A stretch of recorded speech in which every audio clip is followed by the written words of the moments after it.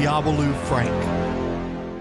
The following podcast contains mature language and spoilers. Listener discretion is advised. Hey, you're kind of breaking up. I think I'm losing the signal a little. I've lost you here and there, so I'm seeing how this plays out. You're the first person that I've had any kind of extended, long-distance internet communication with, so I'm seeing how this goes. Because you're running through my mixer right now. Count Drunkula.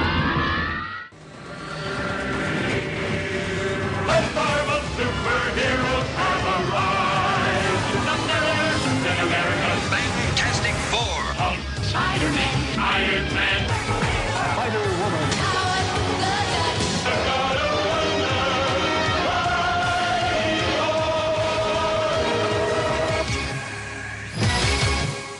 We did our 0 episode.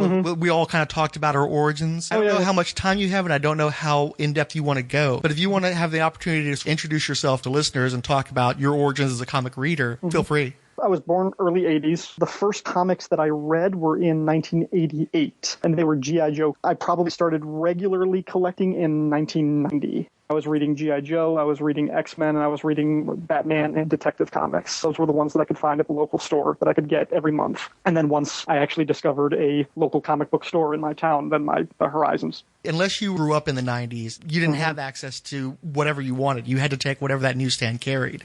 That was for only a couple of years that I was limited. By the time I started hardcore collecting and selecting things, we were well into the early 90s, like right before the launch of Image Comics. All of the stuff that we rail against and complain about today, that was my entryway into comics. Did you have anything like deeply embarrassing that you were collecting in the dawn of the Chromium Age? Because that's just what was there? Somewhere in all of my long boxes, I probably have the first 20 issues of Rob Liefeld's X-Force. I wouldn't go back and ever touch again. Although even then, I don't think I ever gushed about the artwork. I liked Cable because he was different than any character that I really saw when I looked at the landscape of other superheroes. Pretty much everybody from our generation cut their teeth on G.I. Joe, and Cable looked like a G.I. Joe character in the midst of the X-Men. He did have that military aspect to him, but I never got into Todd McFarlane stuff. I didn't read Spawn, and I didn't think his Spider-Man work was all that great. But I was a huge fan of Jim Lee up until he came back to Marvel to do Fantastic Four, The Heroes Reborn. That was kind of the first time where I saw him, and I was like, you know what? I don't think he's really taking his time on this. Did you follow Wildcats? I did actually for a couple of years. That was one of the few Image books that I was getting. I was getting Wildcats, I was getting Will Portacio's Wetwork series, Mark Silvestri's Cyberforce, and I think the other one, I really liked Stormwatch in the beginning before Warren Ellis took it over and became it pre-Authority. You're talking about 4 years worth of comics before he came along. Yeah, he came on like issue 36 or 37. So it's not so much you drank the Image Kool-Aid, you drank the Homage Studios. Yes, very much so. Like I didn't get into Youngblood or Savage Dragon. It was the stuff that Jim Lee's company was producing. I have to cop to Rob Liefeld. Anyway. I was a fan of Liefeld, but I think part of that was that of all the people that I tried to swipe from, I could get the closest to Liefeld style. He had energy, the force, the enthusiasm that came through in his artwork. Yes, I would agree with that. There is definitely a sense of energy and just boundless enthusiasm about his work. But I never got that so much from Todd McFarlane. I'm with you on that. I respected what he did with Spider-Man. I knew that he changed the game with regard to that character and the level of detail he put into it. It didn't win me over, though. I had been a fan of Spider-Man prior to McFarlane. I'd already drifted away. He didn't bring me back in any shape or form. My brother actually collected the McFarlane run on Spider-Man, and I read it because he had it. And I read some Spawn, too. It never grabbed me. Other than those few Image books, throughout the 90s, I was a pretty diehard Marvel zombie. I tried to get into DC because I knew those characters earlier, because I was familiar with them from the Superpowers cartoon and the Super Friends toy, like the action figure line. I knew about all those guys. I loved Hawkman. Like the first time I saw the toy of him, I just thought that design, his helmet and the wings and everything about him just grabbed me. And to this day, he's still one of my favorite DC characters just because of that. When you say the image of his helmet. When you say the toy, which toy was that? Was Superpowers? Yeah. So did you play with Superpowers as a kid? I had a couple of them, and I had a few. And so again, where I found the comics, it was a lot of the toys, because again, we're talking like mid 80s. It was a lot of the toys that got me into who these characters were. Well, and I can see too, like you were talking about getting into interested in the characters via Super Friends and those cartoons. But I don't think that DC's newsstand presence was very strong by the early 90s. It seemed like Marvel was very much dominating there. So I don't know that you really had a lot of options, and if you wanted to pick those books up, that you'd be able to. No, and like the ones that I read were Batman and Detective Comics because I had seen the Batman movie in 1989, and the local channels used to replay the Adam West Batman TV show from the 60s. So that was the character that I knew more than the others. So that was what I read. In the 90s, once I found comic shops, I tried like heck to get into DC, and I couldn't do it. Like every year, whenever they would have some kind of event like 0 Hour or Millennium or something, I would try and dip my finger and grab like a latch onto those characters, and nothing was sticking. I didn't really start getting into DC Comics until the era of Dan Didio. Oh, it was I'm sorry. It's the Didio Jeff Johns era. That was when I started getting into DC. Green Lantern Rebirth was kind of like my gateway into sort of modern DC, but it also allowed me to jump back, and I started collecting a ton of Showcase Presents, old back issues. So I would go back and reread the Silver and Bronze Age comics and fell in love with the characters a lot more. But it was stories like Green Lantern Rebirth and Identity Crisis that made me more interested in these characters than I had been for most of my life. Now, you said, too, that you were a hardcore Marvel zombie. How long into the 90s did that last? From when I started reading G.I. Joe, but then like the Marvel superheroes was about 1990 or 1991 was when I started getting X-Men. I started getting it right around the time Chris Claremont was leaving the book. You keep just catching the next trains in for generationally, it seems like. Yeah, it is. But then I was reading them up until right before I left for college. So there was probably the late 90s. I probably jumped off of sort of comics in general. If I was reading anything, I was probably reading Dark Horse stuff like Hellboy and Sin City. And then I came back pretty hardcore in the early 2000s. I only really left Marvel for about 2 or 3 years in the late 90s. Your home base initially, though, was the X titles. Then you left and you came back. Mm-hmm. Did you come back to Marvel? For all of the flack that it gets today, and it gets a lot of criticism, and I would say some of it is deserved, I really liked J. Michael Straczynski's run on Amazing. I think the first half of his run is really strong, and then he started doing some terrible things like bringing back Gwen Stacy and having her an affair with Norman Osborn, and then there was the One More Day stuff. Yeah, I still had my shot when that was starting, and I saw that arc. I saw people getting very excited about him, especially because there was a strong Babylon 5 contingent that came onto Amazing Spider-Man, not for Spider-Man, but for Straczynski.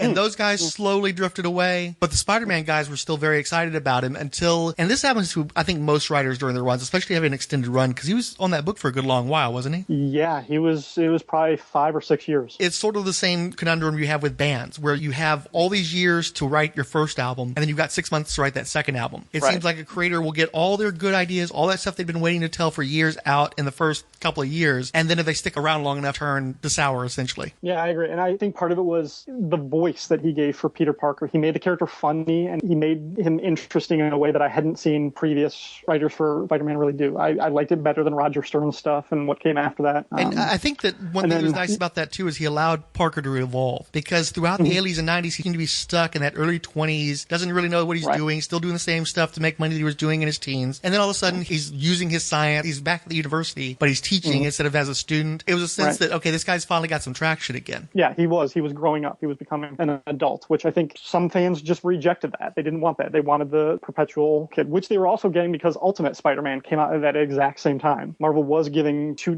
different fan bases the Spider-Man that they could have and they could like. But of course, the Ultimate Spider-Man wasn't real, so you couldn't just jump ship if you weren't happy with the progression in the main book. Of course. But in that same era, those early mid-2000s, Mark Waid got me interested in the Fantastic Four for the first time ever. The local comic store that I was going to, Mark Waid's first issue, it was like Fantastic Four Volume 3, issue 60, I think. And it was a 25-cent issue. They did like a special markdown discount. It was like 25 or 29 cents. It was like the cost of a postage stamp. I wanted to say that that might have been the 9-cent issue that they did. I want to say that there's 9 cents. Yeah, it was. I think it was. Yeah, that was it. It was a 9-cent issue or something. I had a pull box in my comic store, like put that in my box, and when I went to check it out, I was like, "Why'd you give me Fantastic Four? I never read this." He's like, "Oh, you're gonna love this. Just read this." I was like, "Seriously, I don't like the Fantastic Four. These guys are dumb." And he was like, "It's 9 cents. If you don't like it, come back. I'll give you the 9 cents back." I bought it and I put it on my shelf, and I didn't look at it for months. I just like completely forgot about it. It just got buried. And then finally, I think I was moving and I was unpacking stuff, and I found it, and I was like, "I've got a few minutes to kill. Let me read through this." And I loved it. Mark Waid and Mike Wieringo's first issue on that series might be my favorite one-shot comic ever. They just completely turned around my attitude toward the characters. Era that I was growing up in, like the sort of the cultural era, everything. The Fantastic Four, they were old, they were lame, they were everything that was not cool. They weren't Cable. You know, I grew up thinking that Captain America, he was a tool of the government, and I was a 90s grunge rock kid, so that was not cool. I didn't like Captain America. My first like real exposure to Superman in comics was through The Dark Knight Returns, so I thought Superman was a tool. You know, I was really sort of, my impressions of these characters were colored, and I kind of had to grow out of these misconceptions and realize what I was missing. I don't know if you ever listened to Michael Bailey's views from the Long Box, but he definitely rails Frank Miller as like one of the worst people to ever touch Superman because he ruined Superman for so many people. I couldn't argue with that in my case. I mean, it did take a long time for me to even give Superman a chance. And it came along at the wrong time because I think I read Dark Knight sometime around 88 or 89, and I'd just gotten over a period where I was high off Superman because Byrne had brought me to the franchise, and he was like my favorite hero for 6 months or so. And then the bloom fell off the rose when it came to Byrne, and then I read Dark Knight, and that was pretty much the nail in the coffin for me being a Superman fan for several years. And then with the case of Captain America, if I hadn't grown up when I did and gotten to pick up the DeMatteis, Mike Zeck material and the early good Grunwald stuff, I probably would have never been a Captain America fan either. If I'd read the latter Grunwald stuff, talking about a run that soured and stayed sour for a damn long time, which was, I think, one of the main problems, because you're talking about, you specifically note Captain America and the Fantastic Four, and those were books that were victims of cronyism, because after Jim Shooter got run off, Tom DeFalco let himself and a bunch of other people sit on those books for an eternity. There's never been a worse period for the Fantastic Four than the DeFalco years, because not only was he not telling good Fantastic Four stories in general, but then when he tried to 90s them up and tart up Sue Richards and all that stuff, just terrible. And you can only throw holofoil covers out there so many times. You can only do so many white embossed Johnny Storm Supernova covers before the sales are going to finally take a major hit, because nobody's reading it. They're just speculating on it. I think maybe the one Fantastic Four book in the 90s that I tried to get was when they replaced Reed Richards with Ant-Man for a couple issues. Ant-Man was another character that I've always liked just because of his design. I like the look of classic helmet. This was Scott Lang? And either one, like the Scott Lang and Hank Pym. I almost don't distinguish between the two of them when I'm just thinking about Ant-Man, because I just think about the visual aesthetic of the character. There's something about the suit and that helmet that just grabs my attention, just like Hawkman. See, I have a knee-jerk negative reaction to Hank Pym because, A, his history, and I was first familiarized with the character through West Coast Avengers when he was going through his identity crisis, when he was suicidal, when they were constantly regurgitating all the stuff he'd done. So I really have issues with Ant-Man. Plus, they're always trying to fight Ant-Man against Adam, and Adam's always going to be the one that I favor. But Scott Lang I always kind of break to because he didn't have the baggage, and his early appearances were drawn by Bob Layton, and who gave him that sleek look and he really brought out the chrome in the helmet. I just give that guy a lot more slack than I ever did Hank Pym. Totally derailed you again. Sorry about that. Oh, I lost you. Yep.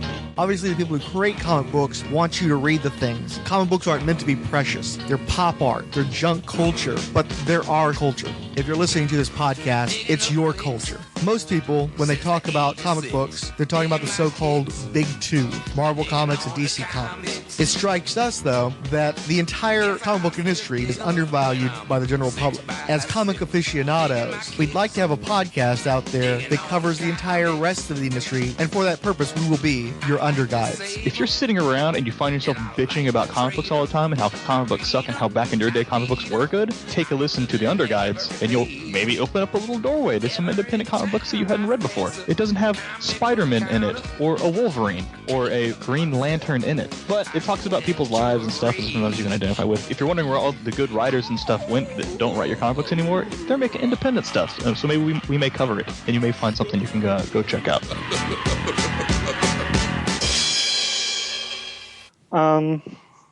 Anyway, were we talking about Ant-Man still?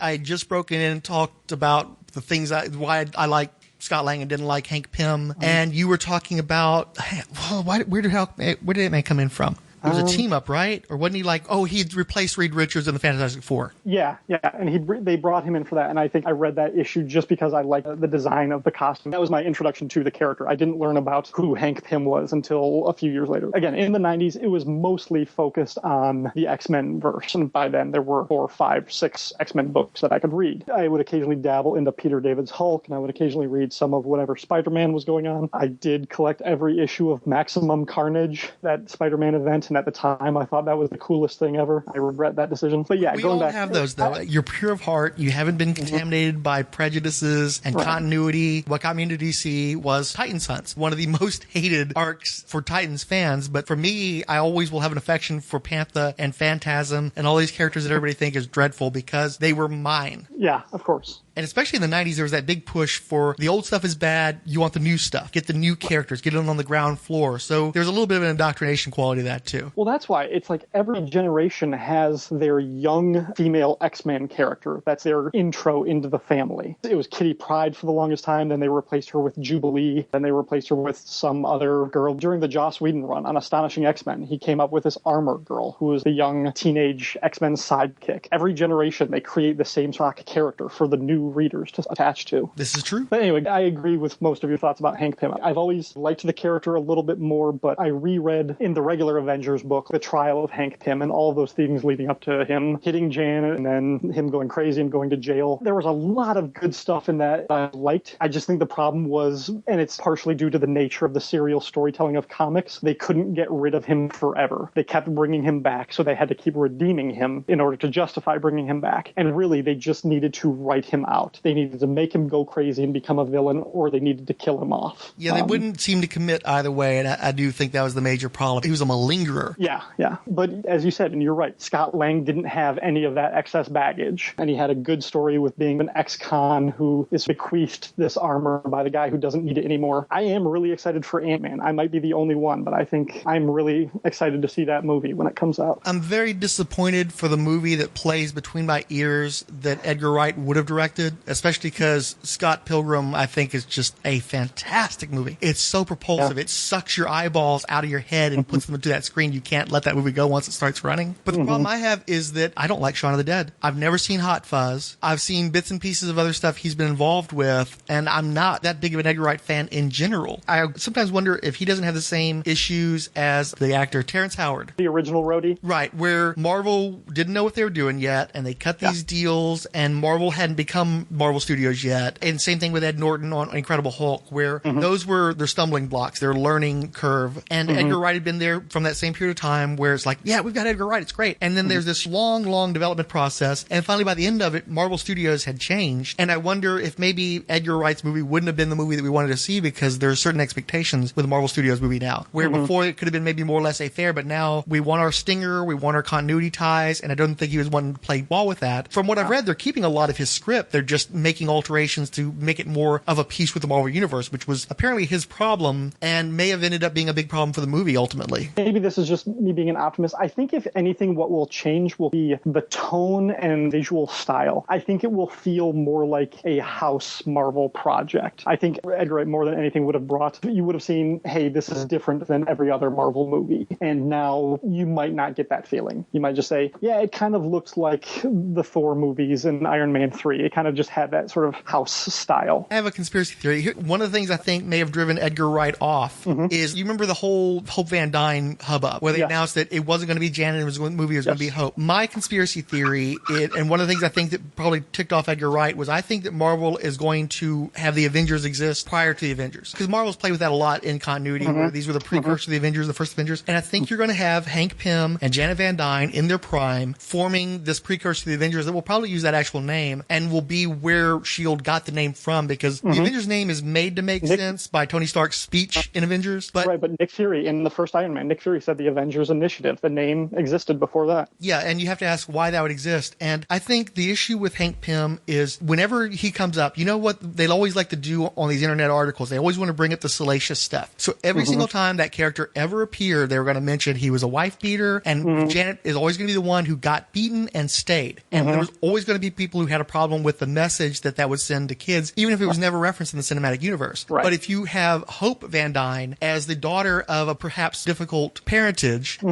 then she's absolved of their sins. She can be the Wasp in continuity without it being an issue for people. I totally agree. That sounds completely plausible. And I figured when they said it's Hope Van Dyne, it's not going to be the Wasp, I was like, oh, they'll still make her the Wasp. I am completely confident that Evangeline Lilly will shrink down and use the power too at some point in this movie. Why would you cast somebody who has a history with these type of serialized stories and with action movies if she was just going to be the tacked on love interest. Yeah, exactly. And they could be seeding that world building of the early proto-Avengers. They're doing the Agent Carter series, which is set in the 40s.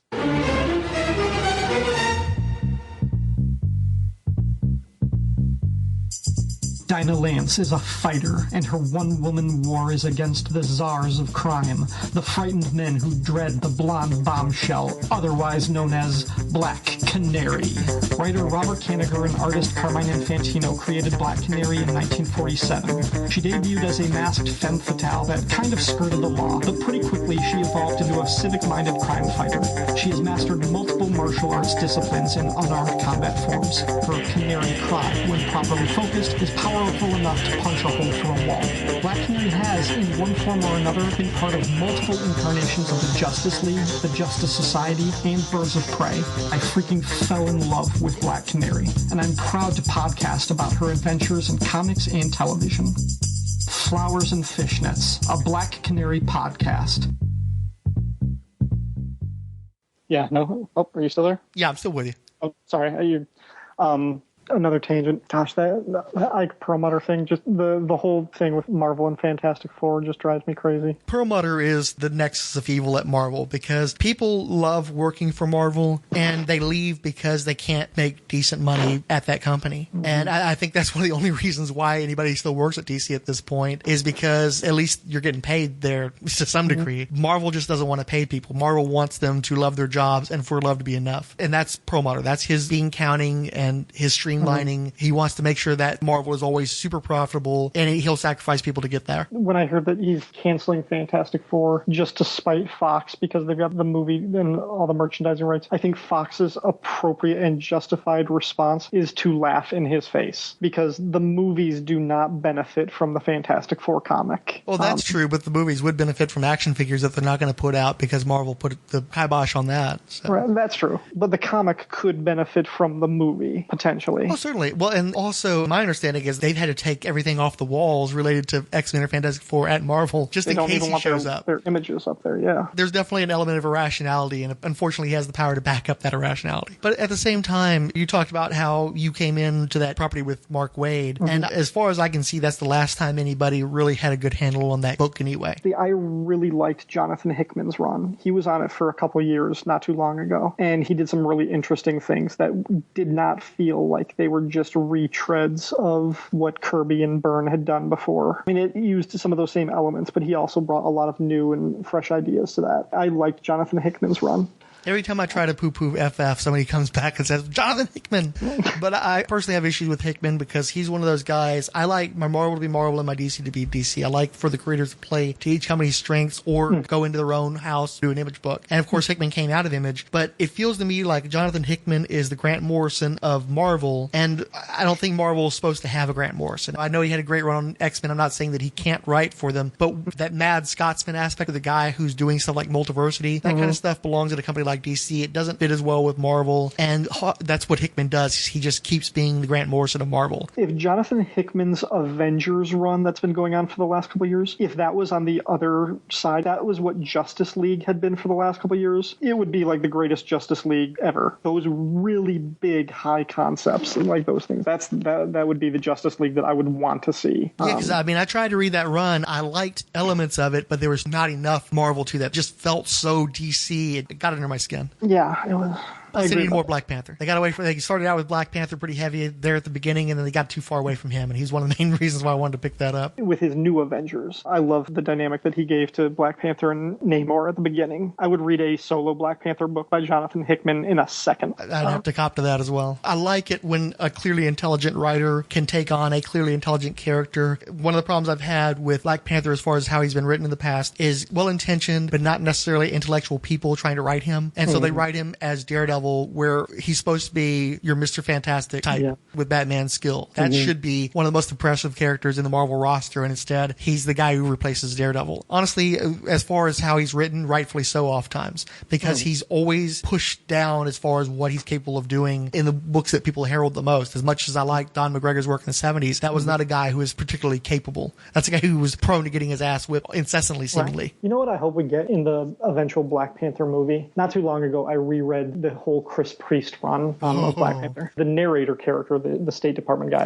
Ross. Yeah, Everett Ross. He had this, I don't even remember what issue it was. It was buried somewhere in the middle, but it might have been like within the first year. He was describing Black Panther to somebody, and what he said about T'Challa was, he's like, what nobody realizes is that T'Challa has the mind of a mob boss or something like that. Like, that's the way he looks at people. Like, he sort of sees the world through the eyes of a gangster. And I thought, what a really fascinating and interesting way of approaching one of these heroes. And I was like, what if when they do the Black Panther movie, they sort of picture T'Challa's story arc like Al Pacino's character from the first Godfather of Michael Corleone. I see where you're going with that. Yeah, I see, because that's the thing I like about Black Panther is I think there was a Toy Biz exclusive Black Panther action figure that came out that you had to get it through some special means. And that's back when I had the shop, so I was proud of it. I put it up in the shop. And I can't tell you how many kids would point and go, Batman. And what kids don't understand, what readers don't understand, is that so much of what Batman is now was what Black Panther was in the late 60s. But what I think defines that character is that he's got, like you said, like a mob boss. He's got a smile on his face. He seems so nice and so welcoming, and he's such a sweetheart. But man, that guy can go cold on you quick. He's always sizing you up. He's always figuring out what your weaknesses are so that he can exploit them. So it is very much like that with this Janusz figure. He's so much good and so much evil, but it's not evil. It's just pragmatism with him. Right. He doesn't trust. He's from a culture that is fundamentally alien to our sort of Western civilization. His values are not our own, and we don't understand that. Prizes secrecy, prizes knowing vulnerabilities of other people, prizes isolation. He's always been one of my favorite Marvel characters. It took Priest to do that for me. He was a character that I always was interested in because I thought he looked cool, and I'd read the books and was unimpressed, and then finally Christopher Priest managed to turn me on to that character. Even though that run went out with a major whimper, I still held on that affection for him. I'm proud of that guy. I want to see him do well, and I want to see Chiwetel Ejiofor in that movie if at all possible. I think they'll probably get somebody like Chadwick Boseman, who I would also be fine with. But I think Chiwetel Ejiofor would be a phenomenal T'Challa. I would see the shit out of that movie. Well, he's a guy, he radiates that intelligence. He's a guy, you just look at him and you know he's got wheels turning in his brain. And if they can't get him, they can't get him. But I'm hoping that given his history with Joss Whedon, it could happen. I understand, though, he's probably a little old at this point. They may not want to go that way. And I'm sure there are other capable actors. That's just my guy, though. That's the one I got my fingers crossed for. I had him in mind like as early as like 5 years ago. And at this point, it might be too late for that. But I hope they do. And I think, did you ever see Serenity? Oh, yeah. So, that was the first time I noticed him. Yeah. Oh, I got a little bit of echo there. Sorry, hold on a second. Yeah. So he's been by that. Oh, shit. Let me stop for a second because I'm getting this weird echo. Let me see if I can do something about that. It's an old joke. Frank doesn't pronounce it thesaurus. He pronounces it thesaurus. Thesaurus? And when I asked him what the fuck is a thesaurus, he's like, I don't believe in saying it thesaurus. It sounds like a goddamn dinosaur. Three friends. Come on, my baby. The world is not right. The Looney Tunes Lands comes out. Too many topics. Please sign my Galvatron. It's just so much been there, done that. Super cookie cutter hip hop with it. One podcast. The lead singer of Nickelback doesn't have demons. He gave away his heart. 0 fucks given. How sad is it that Axl Rose didn't kill himself for OD? Django. Where did the plastic stop and the human flesh start? Oh no. Tanya, you're close. We're about to kick you out of the podcast. Your old spine podcast. It's just so well done. Hear you? Okay. Good. I think the echo's gone. I don't hear anything. So yeah. Excellent. Were you hearing the echo too? I was a little bit actually before you mentioned it. I was hearing a bit. I'm loving. It's so great to have a mixer. The sound is so much better, and I'm having to edit so much less in terms of fixing the audio quality. But it does interact sometimes kind of weirdly with things. So I'm glad the reboot worked.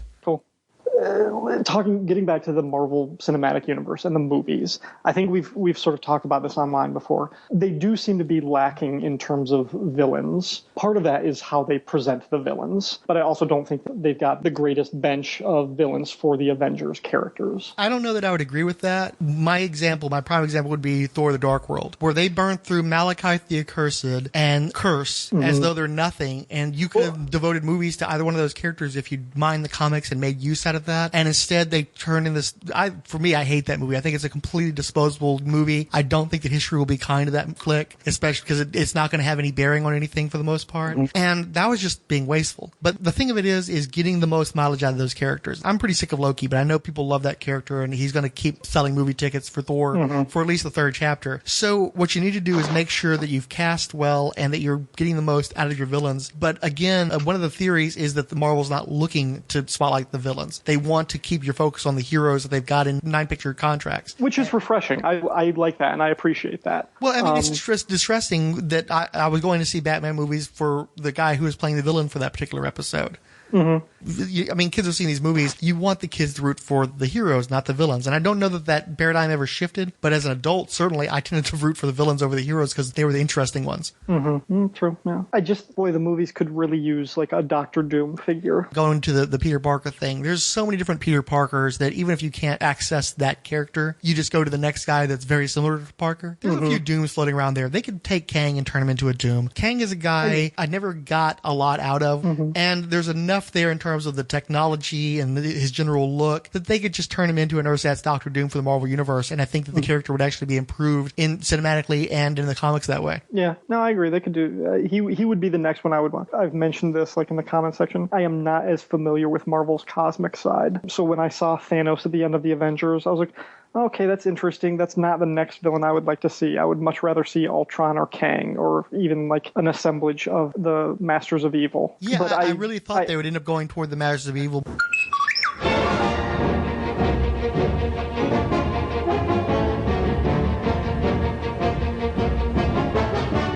I got a bad feeling about this. You'd be feeling a lot better, Han, if you were listening to Dead Bothan Spies, a Star Wars podcast hosted by me, Ryan Daly. That doesn't sound too hard. It's not hard.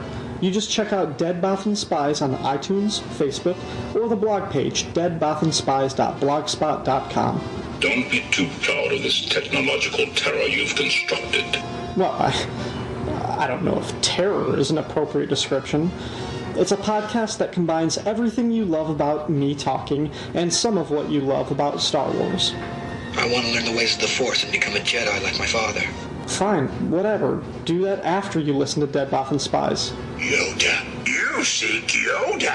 No, you seek Dead Bothan Spies, a Star Wars podcast. Check it out. It beats kissing a Wookiee, I would think.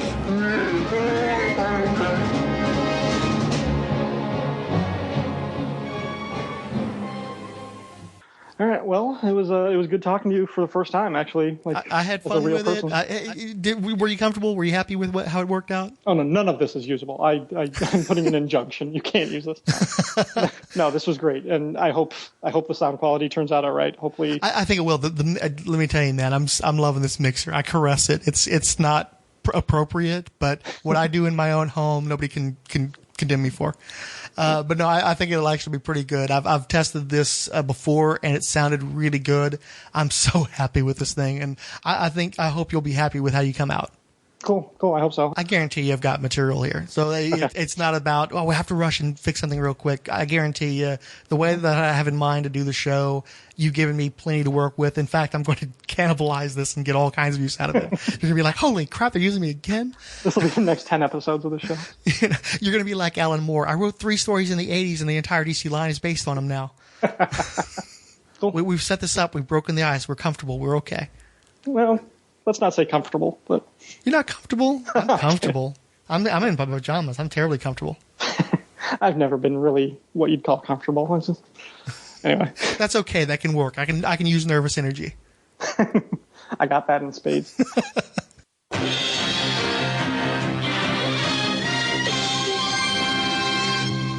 All right, you go. We received new Twitter follows from #GetBenPhrases the 200K, Amino Acid Comic Book, Anthony Tran, Ask the Moon, Barry Goodall, Blocking Inside, Cinema Spartan, Comical Podcast, Comics Fix, Crowdfund Resources, Dat's Life, DATS Podcast, El Geekador, Elijah Medj, LMA Coolman, Everlook Studios, The Guys from Queens Podcast Network, How Is This Movie, International Association of Internet Broadcasters, Isabella Pearls, Jason Starr, Killer Kitsch, The Lesbian Geek, Martin Vincent, Matt Min Podcast, Maya at Maya Sundval, Plop Cartoons, Skip to the End podcast, Stephen Courtney, Supervillain Gaming, The First Bat, What the Tech, and WordPress Extreme. We received Twitter favorites from Aces and Eights Press, Adam Blackmoon, Ange, Anthony Durso, Anti-Fascist, Baked English, Ben Cohen, Charles Washington, Charlton Hero, Chris Callahan,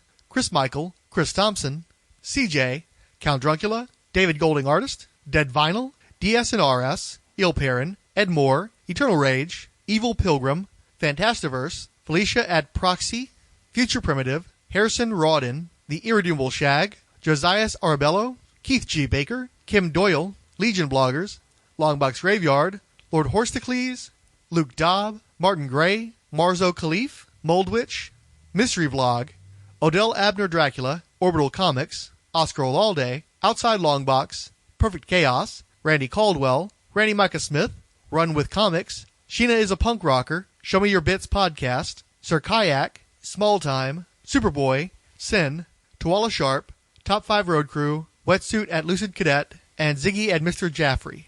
Retweets came from Aces and Eights Press, Adam Blackmoon, Ange, The Anti-Fascist, The Artpreneurs, Image, Charlton Hero, Chris Thompson, Chris William, CJ, The Comic Syndicate, Count Drunkula, The Rusty Nut at Jewelry for Ladies, Dead Vinyl, Eternal Rage, Fantastiverse, Felicia, Firestorm Fan, Floto Span, Future Primitive, Josias Arbello, Keith G. Baker, Martin Gray, My Star Wars Story, Mystery Vlog, Odell Abner Dracula, Pure Residual Income, Randy Micah Smith, who added, by all means, happy to help, Sir Kayak at Vader Loves SWDW, Sin at Alias Scarecrow, Tuala Sharp at Tuala, and Your Face 64. We also have to give out a no prize to Sin at Alias Scarecrow for figuring out that the subject of week before last podcast was Lady Demon. After dozens of guesses from various tweeters, he was the only one who could pull it all together. Sheen is a Punk Rocker had us for their hashtag Friday follow. Adam Blackmoon had us for hashtag Monday Madness, hashtag Tuesday Titans, hashtag Wednesday Warriors, and hashtag Follow Friday. Odell Abner Dracula said of Lady Demon, I gotta hear this dang podcast, and I don't listen to podcasts. Maya Sunville said, the funniest part is that none of us even listen to the podcast. Jason Martinez, on the other hand, explicitly stated that he was listening to the Lady Demon episode. And Martin Gray said, that was one of the best episodes yet. It's time at Marvel brought out all nude Lady Demon. All new. Just to give you folks fair warning, there will not be a Marvel Superheroes podcast next week. We'll be delivering, finally, the belated second edition of The Underguides, where we will cover Bedlam and Cerebus. Now we'll get back to comments from episode 32, Marvel Universe Live. Siskoid let us know when he had 35 minutes to go. But before I forget what I wanted to say, theater injuries. I feel for the guy. Speaking, of course, of the Marvel Live experience, where the guy experienced a hard-ass fall. Something very much like that happened to me senior year when I jumped off the stage and broke 4 toes while doing Moliere. Because Frenchie over here, it wasn't superheroes, but it did have a ghost in it. The irony of it is that Moliere always put a character with a limp in his plays because he had an actor with a limp. Guess what character I was playing? Spider-Man. So long as we don't get another Origin of Spider-Man movie, that's fine. Uncle Ben suffered enough. The fact he appears in Civil War before the Spider-Man film means he can be established, etc. Maybe they can even blow him up in Civil War so Miles Morales can take over in the main film. I'm not saying I believe it, but I'd like it. Fantastic Four. Mac has never talked more sense. In my own circles, friends in the flesh, and on social media, the teaser was met with much more positive reactions, essentially moving everyone from no interest to, oh, that looks pretty good actually. Obviously, Fox is going to keep its universe darker a la X-Men, and I'm forcing myself not to rant about who says Days of Future Past is way overrated. I just liked it very much. Frank's argument that someone who knows zero about the FF could not look at this teaser and say that's the FF is complete nonsense, since the layman in the story doesn't know anything about the FF. Even a clear shot of the Thing or the Human Torch would not tell him it's the FF, because he has absolutely no frame of reference. A rock monster and a guy on fire? I don't get it. If you do know, and it's written right on top of the video that this is the Fantastic Four teaser, well, you do know it's the FF, and a quick Google will fill in the blanks. And Frank, I'm sure that the first FF did well, but it was still a terrible, terrible film. If only for the amount of brazen product placement. They really did need to state this is most definitely not that version of the FF. Here's what I get from the teaser. Instead of space, they'll go to the negative zone. Q fights in oxygenated space, which is cool. Possibly fight Annihilus. Dr. Doom is part of the group that gets zapped, but he doesn't get powers, just a scarred face. So he hates the others. A good plan for the franchise would be to make Annihilus the villain in this one, with Doom betraying the team, Rise of Doom if you will, FF2, time to fight Doom per se. FF3, time to retell the Galactus story properly, with Doom trying to steal the power cosmic and succeeding. That's what I'd do with it anyway. Real quick on this one, because we already did our back and forth on Fantastic Four, so we don't need to rehash that. Except Siskoid is 100% right in this comment, and you're not allowed to reply to what I just said. I will say that, so they touched a little bit on the retelling of Spider-Man. You saw that they announced that Iron Man and Spider-Man are going to fight in this new stupid fucking movie, right? Yep. So all I'm going to say is, in your face and in Fix-It's face. He's not just going to make these tiny little appearances. They're going to full on start corrupting my damn Marvel Cinematic Universe with stupid wedhead, dumbass shit, balls, etc. Did you see that fucking gif they started floating where that badass shot from the Avengers trailer where they're all leaping from the Jeep and they stick Spider-Man in the midst of them? So he's covering Hawkeye? Up. Yeah. No, yeah. Stop it. Somebody Please did that. stop all of this. Yeah. God. Oh, it's so much better with Spider-Man in there. Yeah. More fighting. You can check our Twitter account for the quick rant I did when they announced all this crap was going to happen. Freaking hate all this garbage. Yeah. So stupid.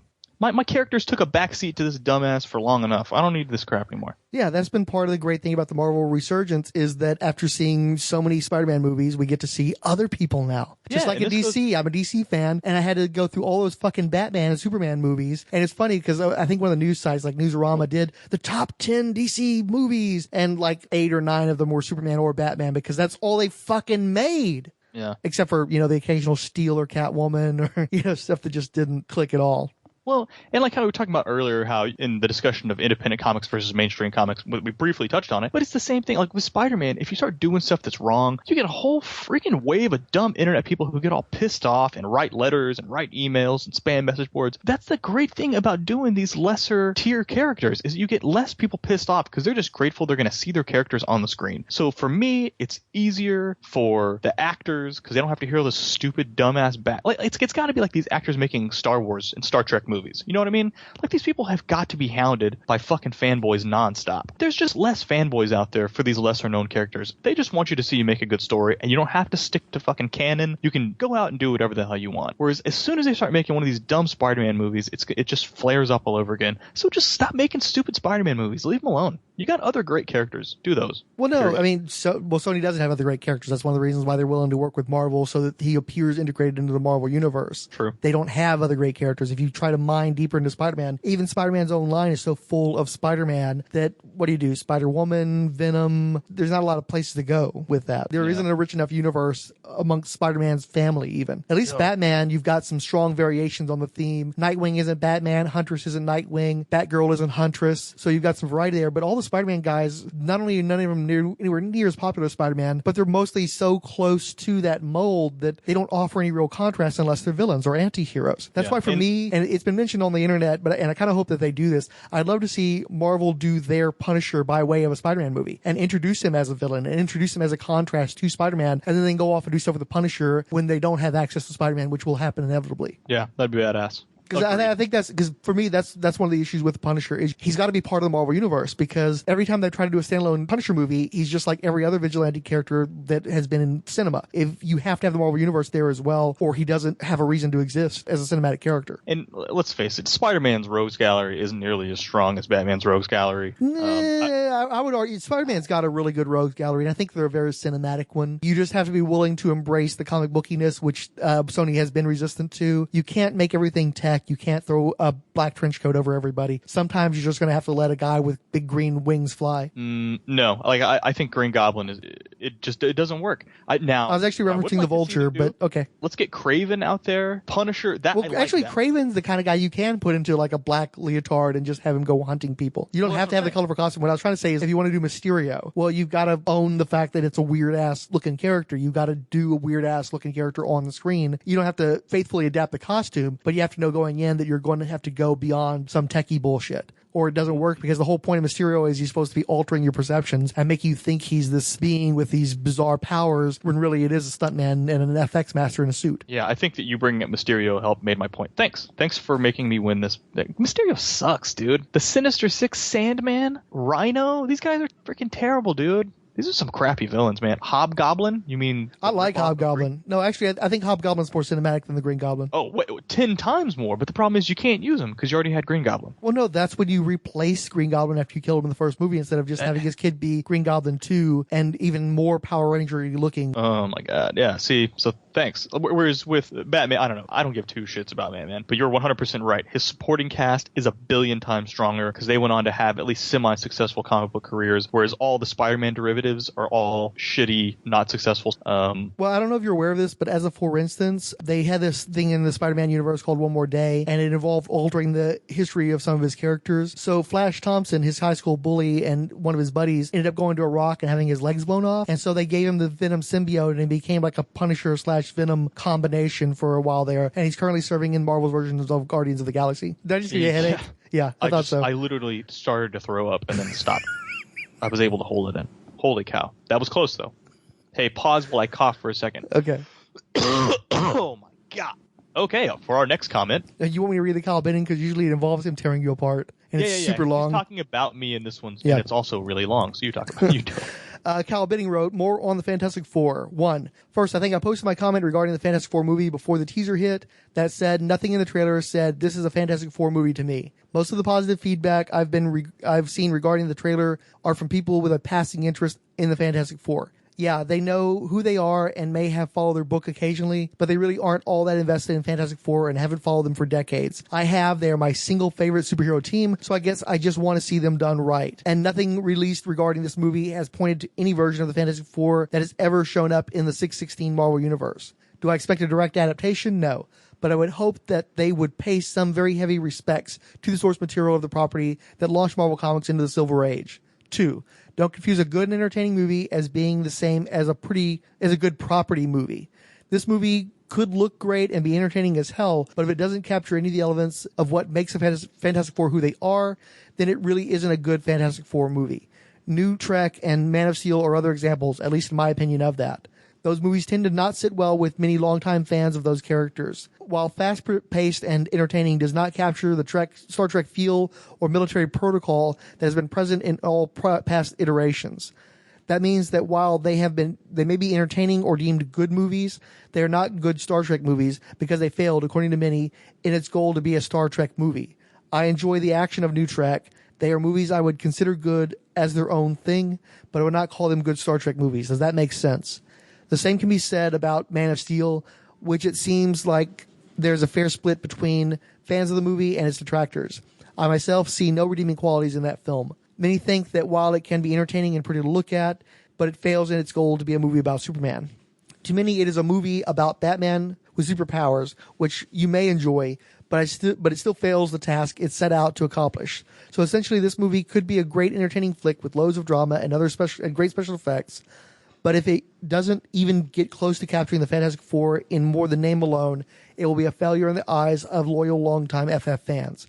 If you don't want to make a movie about the FF, call it something else. To tie this into some of your past discussion, this would essentially be what you guys argue about with regards to an Aquaman movie. I think the general consensus among the three on the show is that it would be fun to watch, but you are all wary that it will be like watching a Namor movie under the banner of Aquaman. While it may be awesome to watch and be a great Namor movie, it would fail its goal to be a movie about Aquaman. 3.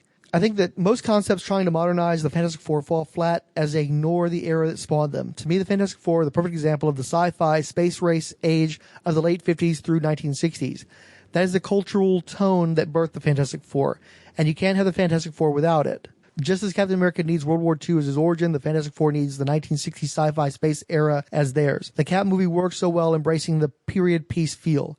So why not with the Fantastic Four? Simple solution, make the movie a period piece and set the Fantastic Four's origins in that time period. It's the early 1960s. Reed Richards, scientific prodigy, comes up with his own space plane, and he and the cast of the FF launch into space to explore some cosmic anomaly. You embrace the era, boom, they get doused in cosmic radiation and get their powers. You embrace the era to get them their origin. The next step, embrace more of the science fiction and experimental science that the team is known for, and have them transport to the modern day. You can have it be the space incident itself, in addition to the cosmic rays, they go through a wormhole and find themselves in the 21st century. Or you have them land back in the 1960s, do their Fantastic Four thing for a bit, and have one of Reed's experiments go horribly wrong, and they find themselves in the future present day. So then you'd have a movie with 1960s space race, time travel, and Reed's advanced experiments. That's how you capture the tone of the Fantastic Four. Based on Frank's comments, it sounds like he and I are on the same wavelength here, and he gets where I'm coming from. Mac, since I gave you such a hard time last time, I do have to give you props on some of your comments from the past few episodes. All of my comments are said in jest and good humor. Mac's role is definitely a constant funny part of the show. I could listen to talk about Iron Man comics all day.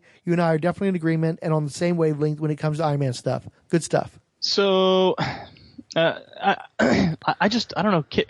I just don't know if you could do the whole 1960s family transported to 2015. Could you do that? Is that interesting or not?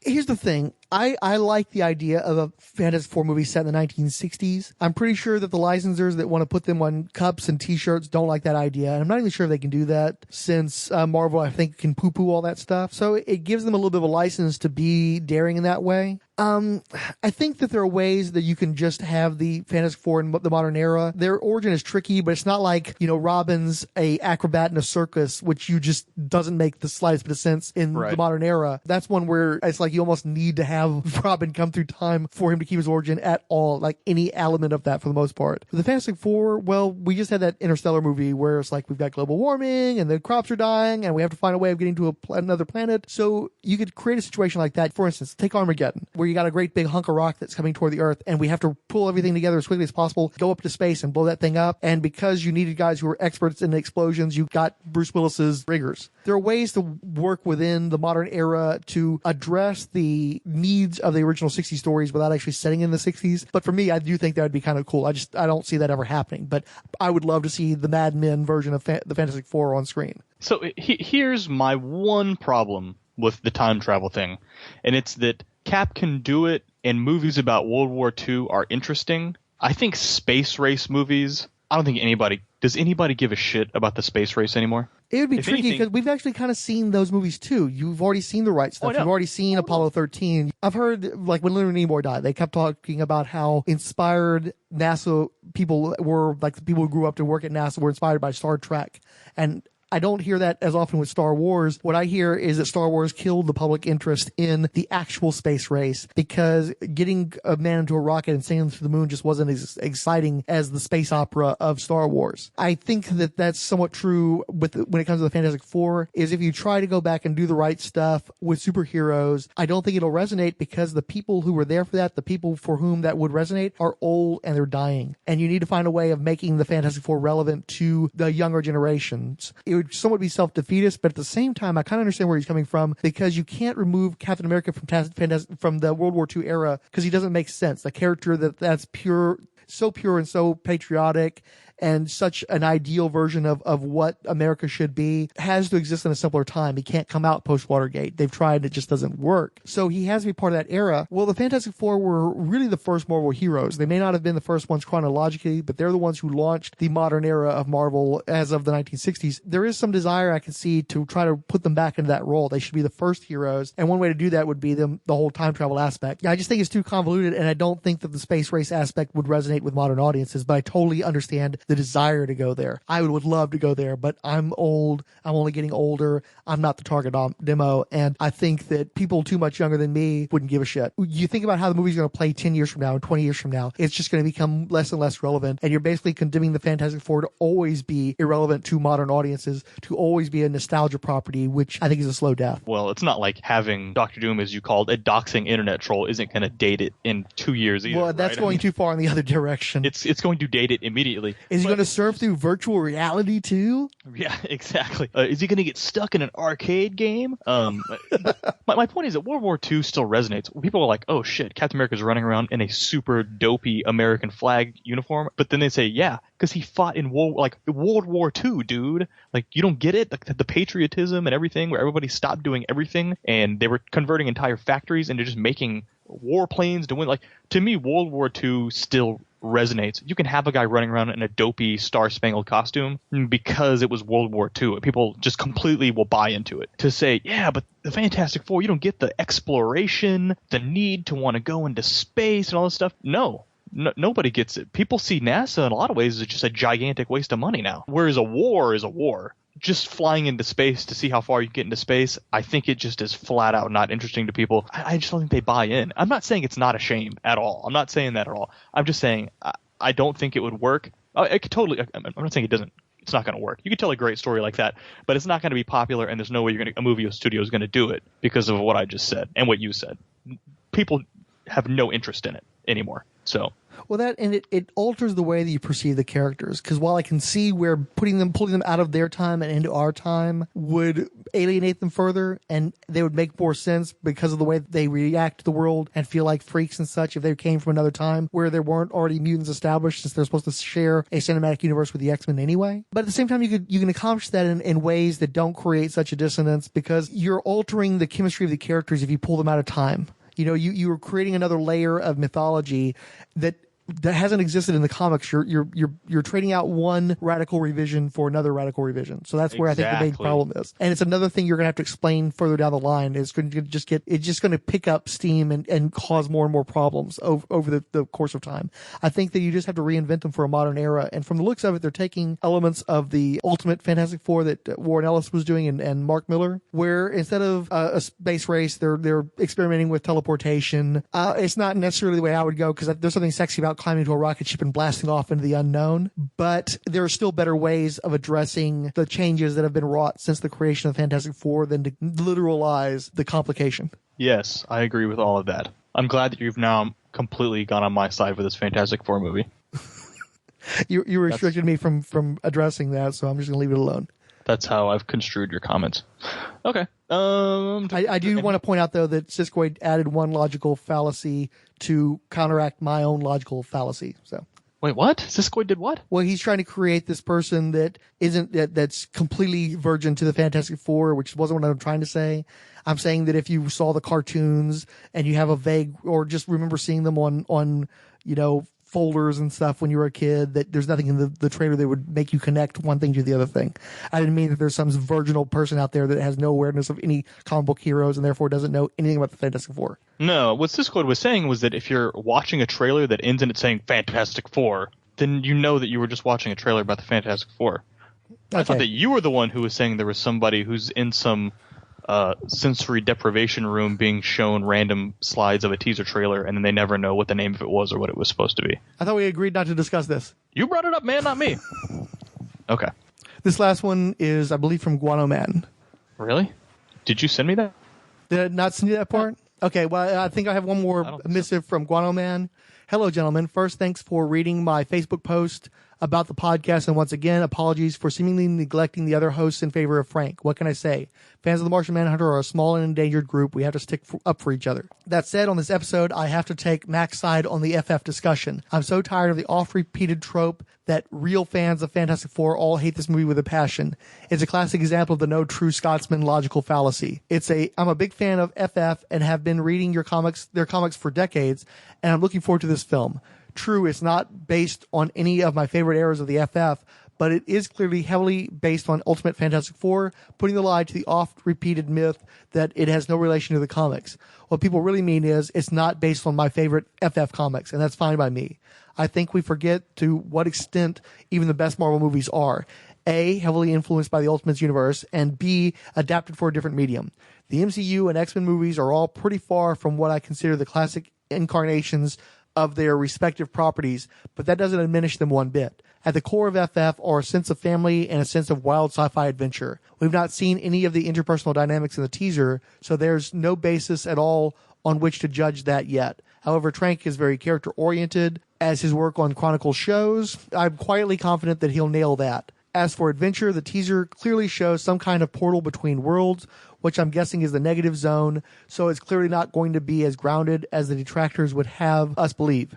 Also, there is an implication that FF is just goofy Technicolor comic book fun, so the film should reflect this. I feel this diminishes the FF. It's not as if the classic comics were never serious or dark in tone. One of the most universally celebrated runs of FF is John Byrne's, which was full of serious storylines and grim themes. And that's the key. As long as the family character dynamics are in place, the tone of the adventure doesn't really matter. In fact, it can work well as a point of contrast, e.g. Johnny and Ben affectionately needling each other in the face of global extinction. Lastly, as Matt quite rightly asserts, the last two FF movies were more superficially faithful to the classic comics, but not that great or that successful. And it's entirely understandable, desirable even, that a new contrasting approach would be taken. I'm keen to see how it works out. If this film tanks, it's possible a further reboot might swing further the other way, and we'll get a full-on retro 1960s set Kirby-tastic flick full of giant mole men monsters, which I would love, but would probably be vastly expensive and only of niche interests. Anyway, I'm now breaking my vow to myself that I wouldn't post anything else about the new FF movie until I've seen it, because, like everyone else, I don't know yet how it's going to turn out. I shall wait and see. Regards, GMX. I want to see the Mole Man movie now. That would be that. It's one of those instances like Iron Man where the Mole Man's not that interesting in comics, but that shit would work on a screen. The Fantastic Four versus Godzilla and his monsters. Holy shit, that would be an awesome movie. For real. No, I think that would work. That's kind of what I was hoping. I wanted to see Walter White versus Godzilla. I didn't get that, so give me fucking Reed Richards. I'll take it. Yeah, we got totally ripped off. I'm not going to rant on Godzilla again, but that stupid teaser made me so mad. It does occur to me, though, that Walter White playing Reed Richards would have been pretty bomb. Holy cow, that would have been fucking badass. Holy cow. Oh, man, you're picturing it now, right? It'd be awesome. I'd suddenly be a Mr. Fantastic fan with that voice and everything. What was her name? Gunn from what's his wife's name? Who's the actor? Yeah, something Gunn. She was in Deadwood too. Yeah, she could totally be Sue Storm. No. She could pull that off. Yeah. Oh my god! And fucking Jesse Pinkman is so yeah, and the brother-in-law playing the Thing. Holy shit! Holy cow! Wait, did we just watch the Fantastic Four for like 5 years and not realize it? Holy shit. And you got the whole interpersonal dynamics. Everything's all complicated. They're all kind of fucking with each other and shit. God, he drives a Pontiac Aztec, which is absolutely the vehicle that Reed Richards would drive. Because it's so Kirby-esque. It's so practical. Like, of course Reed Richards would drive a Pontiac Aztec. My God, this all makes sense now. I gotta go back and rewatch Breaking Bad. Holy cow. Anyway, this is a pretty good comment. Like I said, we've got a really good dynamic of listeners who feel one way about Fantastic Four and then feel the other way. So I think it's going to be interesting when that movie drops. We're going to definitely podcast about it, I think. Yeah. I more and more it seems likely we're going to see that, unless it's just a total turd. Well, I think even if it's a total turd, we should watch it for the sake of the podcast. We got to do it for the podcast. We may have to do it for the podcast. Well, here's the thing. Here's the thing, though. I was never the guy who saw a movie multiple times in the theater. But, I've done multiple movie viewings of Avengers on the Cap movies. So while I wouldn't necessarily go out and fork out my money for a Fantastic Four movie, especially one that I didn't know for sure was going to be good going into it, I certainly didn't see the other ones when they were in the theaters. I guess I could spend my money to see it the one time for the podcast. Okay, no, this is what we're going to do. All right, we're going to wait until like the last few days that this movie is in theaters. I'm talking like on a Tuesday. We're going to take off work. We're going to set up all the podcasting gear in a theater, and we're going to straight up MST3K this movie, and we're going to watch it with the mics and headphones on. Yeah, we'll go out to that so-called Dollar Cinema out in Webster and do it there. There is no way there won't even be an employee there. Like, he's going to clock in, start the movie, and then clock out and leave. Yeah, just to give you an example, I saw the last showing of Captain America: The First Avenger out at Webster, and the film broke. So I actually got to see that film die during its last showing before they changed it out and put in another film. And when the film broke, trying to find somebody to go in there and do something about it took a little while. Took a little doing. And it wasn't a big place either. It just, nobody gave a shit. Well, that's like super poetic. Point being is, this is doable. You're joking, but this is actually kind of doable. I know. It's totally doable. Your story there, my contrast was that when I was watching Iron Man 3, the power went out in the movie theater and we got rain checks. So I had to sit through half of that movie that I hated and then have to go back because I had to finish the whole fucking movie. Yeah. I don't know. Did you say Iron Man 3? I wasn't sure if you actually put the 3 in there. Iron Man 3. So we watched the first half and it sucked. Power goes out and we had to come back the next day and watch the whole thing over again. It made me very upset. So, all right, cool, man. Well, hey, that's the mail. Well, except that technically that would still be copyright infringement and us and our equipment would all get impounded. No, you wouldn't be able to really hear the movie. I don't want to leave that up to a Texas Circuit Court judge to decide. Well, I don't know. If it bombs, nobody will care. Here's my problem is every time I've heard somebody on the internet do commentary tracks, it's sucked, and I'd rather not set us up for failure. Okay. I think that we could do it. I think just not the right people have been doing it. All right, man. Well, hey, I got bad news. What's up? I've run out of time. The Marvel Superheroes podcast is in no way affiliated with or endorsed by Marvel Entertainment. All characters mentioned and audio clips employed are believed covered under fair use, with no infringement intended against their copyright holders. The views expressed in this podcast are assumed legitimate, truthful, and solely possessed by the speaker.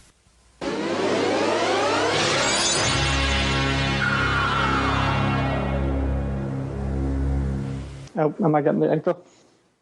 No, I'm hearing you okay right now. Okay. I've been pulling back again because of the dry mouth. I'm gonna have to start having water for these sessions. I don't want to be doing this to you. But it does cut into the laughter and reaction shots, unfortunately. You hear this little snidely every now and again, but otherwise it's like you're talking into a vacuum. You've got no audience. I'm sorry about that. That'll be the stinger after your outro. It'll just be us talking like that. And then you got to show how poorly jury-rigged this gig was.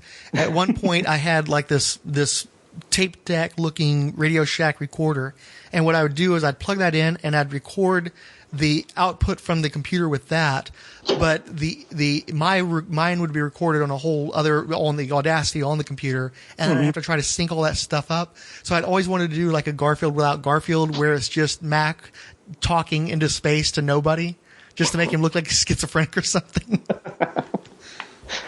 Nice.